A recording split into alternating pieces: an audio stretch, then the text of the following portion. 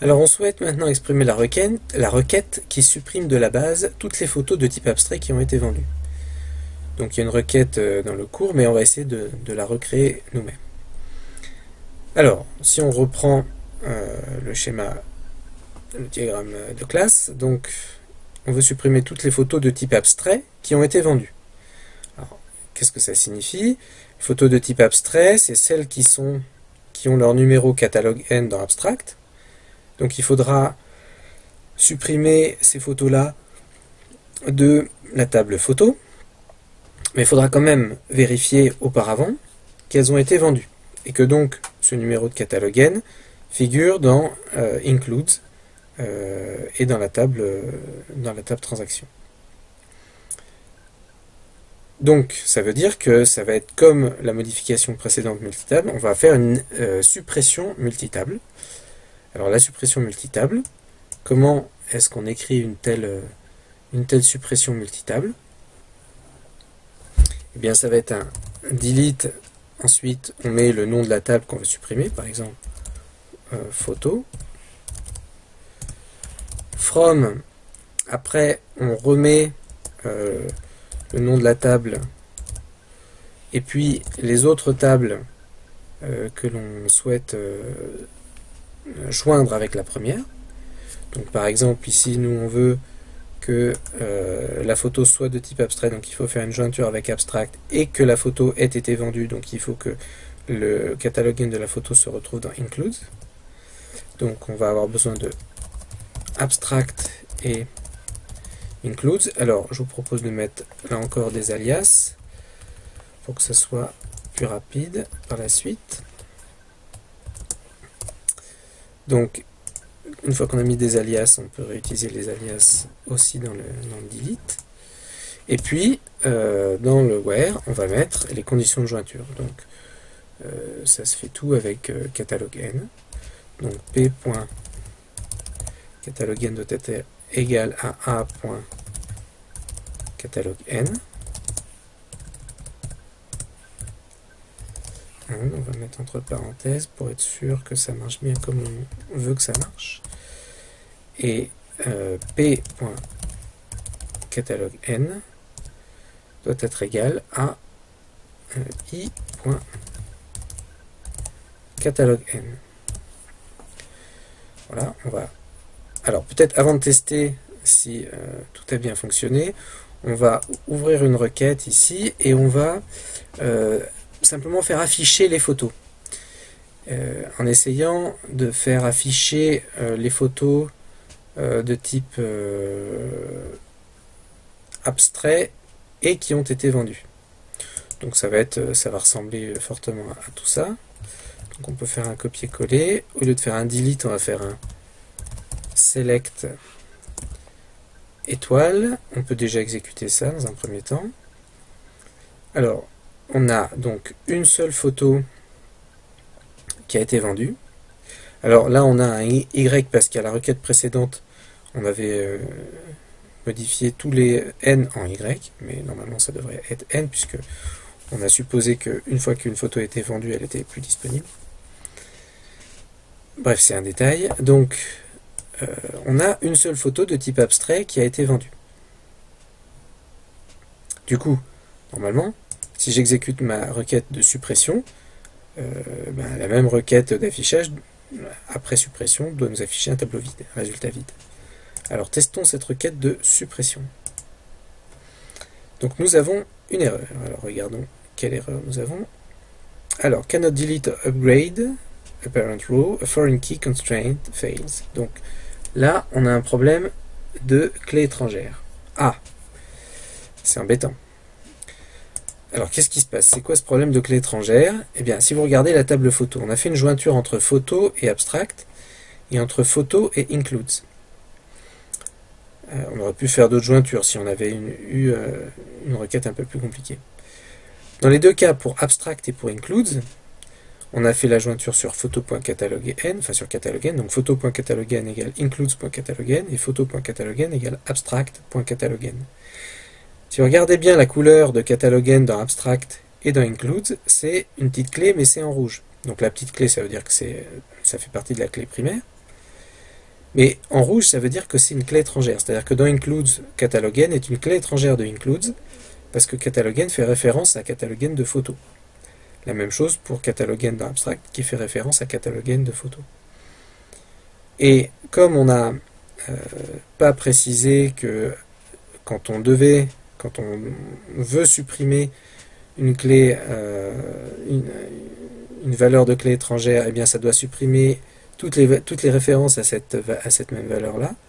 Comme on n'a pas précisé ça, eh bien on a cette contrainte de clé étrangère qui nous empêche de supprimer une valeur ou les valeurs de catalogen dans photo, parce que ces valeurs-là, elles sont utilisées dans includes et abstract. C'est le principe de la clé étrangère. Donc la clé étrangère, ici la clé étrangère de abstract et de includes, nous empêche de supprimer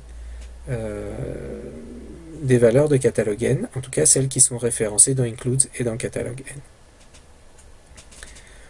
Et donc, on pourrait se dire, bon on va supprimer en cascade, on va supprimer toutes les occurrences dans la table photo de cette valeur catalogen, mais aussi dans la table abstract et dans la table includes. Donc, pour faire ceci, il suffit de dire que la suppression doit se faire dans P, mais aussi dans A, mais aussi dans I. Et comme on veut s'assurer que ça marche bien, il vaut mieux, je pense que c'est pas nécessaire, mais il vaut mieux d'abord supprimer dans abstract, puis supprimer dans includes, et enfin supprimer dans photo.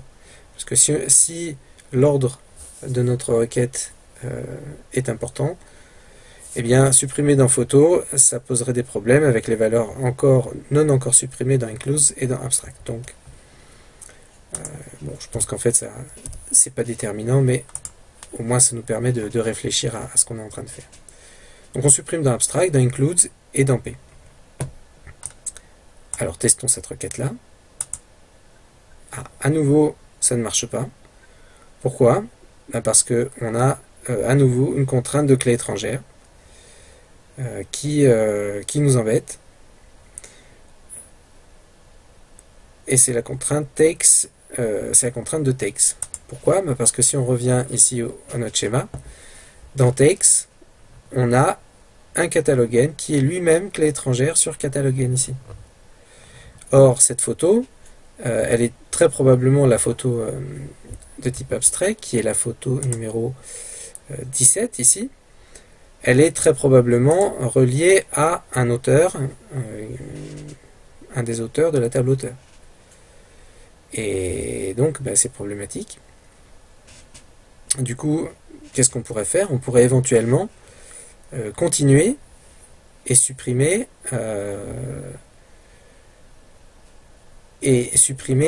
cette clé étrangère là, cette référence là. Donc il faudrait faire une jointure de photo avec texte dans la même requête.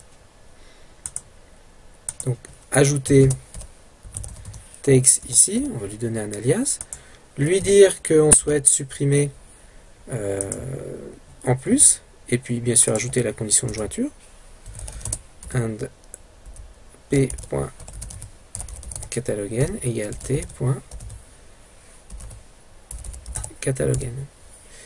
Mais là encore, ça suffirait pas. Pourquoi? Parce que là va se poser un autre problème, c'est que certes on a très probablement plus de référence à la valeur en question, à la valeur numéro 17 qui est la seule photo abstraite qui a été vendue. Pourquoi? Parce que dans les portraits on a certes des clés étrangères sur catalogen encore, mais pas sur cette valeur 17, puisque cette valeur 17 n'est pas un portrait, c'est une photo de type abstrait, et même cas de figure pour landscape. Par contre, si on enlève dans takes et puis dans includes aussi c'est pareil, en fait dans includes on le voit mieux parce que dans includes on a en fait les deux attributs catalogen et IDN qui sont clés primaires de includes, tous les deux, qui constituent la clé primaire ensemble. Ce qui veut dire que si on enlève une valeur de catalogen, à la place on va mettre absence de valeur, on va mettre nul. Or on sait bien que on ne peut pas mettre nul dans un attribut clé primaire. Du coup, on n'aura plus de problème avec la clé étrangère, mais on aura un problème avec la clé primaire. Et possiblement aussi ici. Alors, on peut tester. Donc la requête qu'on a créée ici pour voir ce qui se passe. Alors, on n'a pas de problème, contrairement à ce que je viens de dire. Donc ça peut être intéressant de voir ce qui a été effectué. Si jamais je reviens sur la requête qu'on avait créée précédemment pour afficher, on avait donc les données donc, de la table include, c'était quoi? C'était la transaction numéro 1 qui contenait la valeur 17. Du coup, on va voir qu'est devenu ce couple catalogue N17 et IDN1 dans la table include. Il suffit d'afficher la table include. Alors, je vais ouvrir ici et la table include.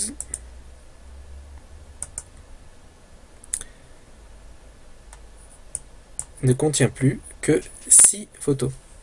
Pourquoi? Parce que on a une valeur, le couple 1,17 qui a été supprimé. Donc contrairement à ce que je vous avais dit précédemment, qui était que quand on supprime une clé primaire, si ici par exemple je supprime la valeur, la photo 29 ici, alors on mettra nul dans catalogue N et on aura 2 dans IDN et nul dans catalogue N. En fait, on voit bien que là, c'est pas géré de cette façon-là, et donc il n'y a pas ce souci-là. En fait, on supprime les tuples complets qui possèdent cette valeur, la valeur qu'on veut supprimer. D'accord, ce qui est en fait logique, parce que quand on fait un delete, on supprime des lignes. On ne supprime pas des valeurs toutes seules. On supprime vraiment des lignes. Or, pareil, dans la table photo, on n'a pas gardé une ligne avec nul en clé primaire et puis tous les attributs de la photo 17. On a supprimé la ligne complète. Donc là, on voit bien que donc cette dernière remarque était fausse parce que quand on supprime bien des lignes. Mais par contre, on voit aussi l'importance des clés étrangères. Pour pouvoir supprimer une photo, il faut pouvoir supprimer toutes les références à cette photo. Donc là, on a supprimé on a certes supprimé la photo, mais on a aussi supprimé de la base de données la connaissance que tel auteur est tel auteur de cette photo-là. On a supprimé aussi la connaissance suivante qui est que dans telle transaction avait acheté telle photo. Et puis bien sûr, on a supprimé le fait que cette photo-là était une photo de type abstrait. Donc, en supprimant une photo, par le jeu des clés étrangères, si on inclut toutes les tables qui font référence à cette photo, on supprime certes la photo, mais on supprime aussi d'autres informations. Donc il faut faire attention, et évidemment pas tout mettre, mais on voit bien l'importance du mécanisme de la clé étrangère pour assurer la cohérence, parce que à la fois, si on supprime une photo mais qu'on ne supprime pas les autres références, la base de données n'est plus cohérente, et en même temps empêcher certaines suppressions qui sont mal conçues.